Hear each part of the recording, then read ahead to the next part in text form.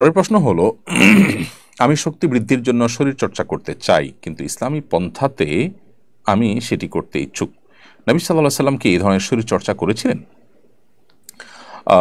শরীর চর্চা যদি আপনি করতে চান সুস্থ থাকার প্রয়োজনে, তার শক্তি বৃদ্ধির প্রয়োজনে, যাতে করে এই শরীর চর্চা দিয়ে আপনি আল্লাহ ইবাদত করবেন, তাহলে সেটি ইবাদত হবে। নবী করিম সাল্লাল্লাহু আলাইহি ওয়াসাল্লাম শরীর চর্চাকে নেতিবাচকভাবে দেখেননি, বরং ইতিবাচকভাবে দেখেছেন। সাহাবীদের কেউ কেউ কোনো কোনো সময় এমন কোনো খেলাধুলা মেতে উঠেছেন যেটি শরীর চর্চামূলক, নবী সাল্লাল্লাহু আলাইহি ওয়াসাল্লাম দেখে সেগুলোকে উৎসাহ দিয়েছেন। এই মর্মে বিভিন্ন বর্ণনা আমরা পাই।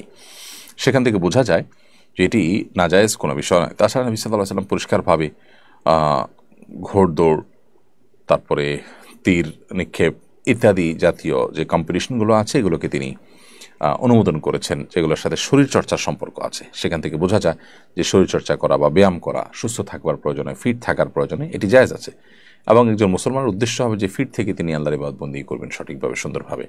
এটা হবে তার শরীরচর্চার প্রধান এবং মূল উদ্দেশ্য। তাহলে সেটি ইনশাআল্লাহ সওয়াবের কারণ হতে পারে।